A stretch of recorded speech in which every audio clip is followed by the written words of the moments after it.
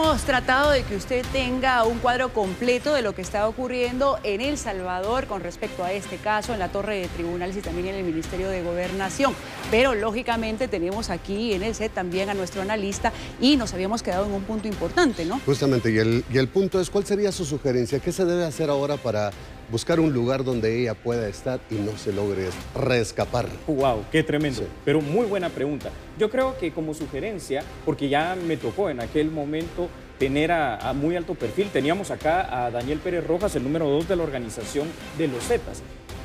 Está en la zona 18, efectivamente, ahorita que estaba escuchando al vocero, está el prometido de hombres de zona 18, que no sería el caso, está Santa Teresa, que tampoco sería el caso, pero en medio hay una tercera cárcel que la gente casi no conoce, se llama Anexo B. El Anexo B supuestamente es para delitos menores, pero ¿qué hacíamos nosotros en aquella época? A los reos de una alta peligrosidad y alto perfil, como lo es la patrona, ahí hay 8 Bartolinas. Esas Bartolinas están completamente rodeadas de la Guardia Penitenciaria, del Anexo B, de la Guardia Penitenciaria de zona 18, preventivo de hombres y Santa Teresa. Enfrente está lo que es Mariscal Zavala y hay 2 cusucos, que son 2 tanquetas del ejército y un tercer círculo de seguridad que es la policía. Creo que ese pudiera ser, en este caso, fuera de Fraijanes 1, la mejor de las opciones. ¿Y qué haría falta para que esto se realizara?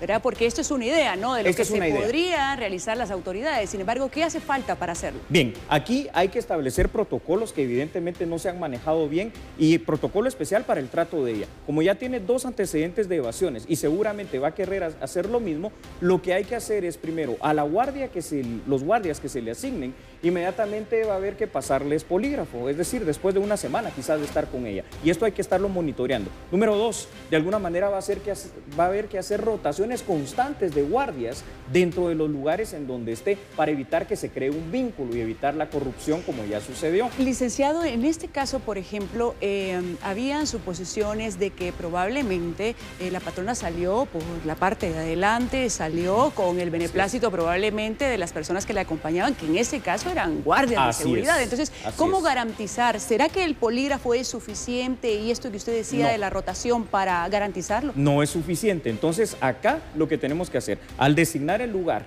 ya sea en F1 como idea, o ya sea en el Anexo B, en los 2 con Bartolinas, hay que instalarle una cámara, así como lo tienen en otros países, una cámara adentro para estar monitoreando a la persona constantemente, como estaba el Chapo en su momento. ¿Por qué? Porque en Guatemala todavía no hemos llegado a la madurez dentro del sistema penitenciario de poder confiar completamente en la Guardia Penitenciaria. Hay muchos buenos elementos, pero también hay elementos que se corrompen. ¿Tanto poder les puede dar el dinero a estas personas? Sí, lamentablemente. Porque seguramente así es como pagan los favores. Es correcto, lamentablemente las cárceles guatemaltecas están diseñadas precisamente para que este sistema que por decenas de años ha sido corrupto y ha sido tan permeable, así se maneje. Por eso es que encontramos teléfonos, encontramos todo tipo de aparatos, televisiones, lo que ustedes no se imaginan por la alta corrupción. Eso, frenarlo de un día para otro es imposible, pero controlar a una persona, que no le pase nada y que no se fugue, sí es posible, en las condiciones aún paupérrimas y de miseria, casi de trapos de cucaracha, que tienen las instalaciones del sistema penitenciario actualmente. ¿Pero qué se requiere? Pantalones, voluntad política y decisión. Hay que implementar esas medidas.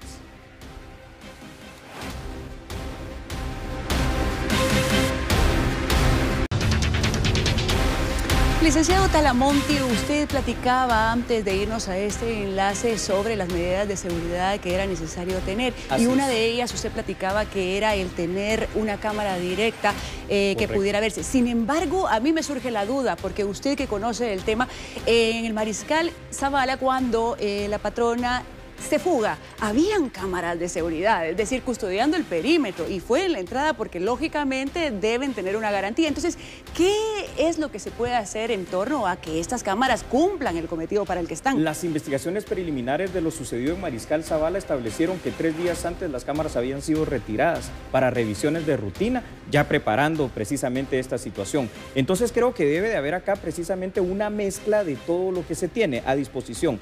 los 3 círculos de seguridad, Ejército, PNC y Guardia Penitenciaria, más la tecnología que nos puedan brindar las cámaras, más de alguna manera el hecho de estar, como les repito, no solo poligrafeando, sino que rotando, no dejando que haya un vínculo de ningún tipo, ni de amistad, ni mucho menos, entre quienes están a cargo de cuidarla, ¿verdad? Y ella, porque precisamente allí, en ese contacto que tienen, es donde precisamente ella evidentemente logra convencer, aparte de la Guardia Penitenciaria o algunas otras autoridades, con las coimas, con el dinero, para poder evadirse. Y como repito también, estoy seguro que lo primero que tiene en mente ahora al regresar a Guatemala es, bueno, compro otra vez voluntades y me voy. Y esto de verdad ya no podemos permitirlo. Aquí nos lleva y rápidamente a una situación mucho más de fondo. Tenemos ya que apostarle a la reforma penitenciaria, es decir, porque así como se va de ella, se puede evadir cualquiera. Es que estamos hablando de más de casi 22,000 privados de libertad que están en la misma situación. Y es que así como está la cuestión y usted como lo plantea, uno se pone a pensar, entonces, ¿en quién confío? ¿Saben una cosa, licenciado Garistú y licenciada Mancilla? Lo que ustedes dicen es tan cierto que hoy por hoy se puede hablar de una situación en el sistema penitenciario, permanencia voluntaria. Los privados de libertad no se van porque no quieren o porque no les conviene. En el caso, por ejemplo, de los jefes de las maras y pandillas, porque ahí están más seguros. En cárceles como, por ejemplo, el preventivo de Mazatenango, el techo es de duralita, quemado y viejo, con las manos lo pueden romper. Entonces, si no volteamos a ver de que el último eslabón de la cadena de justicia, sistema penitenciario, pero primer eslabón de la cadena de seguridad, es donde hay que apostar, y no para tener a los reos, digamos bien, sino que apostar para tener instalaciones seguras, donde para empezar no haya ni siquiera tomacorrientes. Ahí sí vamos a empezar a controlar un poquito toda esta ola de delincuencia que nos afecta, por lo menos una parte. Sin embargo, el riesgo también es muy grande en torno a que ella venía, lógicamente, de una banda de secuestradores que pueden establecer desde los presidios la conexión para poder seguir haciendo esto desde la misma cárcel. Eso por un lado. Y por el otro lado, el contemplar que ella va a tener 3 sentencias, es decir, todavía hay pendientes varias, de las cuales ella ya tiene más de 90 años. Entonces, ¿qué otra le queda más que pues fugarse? Así es. Lo que hay que hacer ahí, porque el panorama para ella está perdido jurídicamente, entonces lo que le queda es evadirse, fugarse, como se dice en el argot común.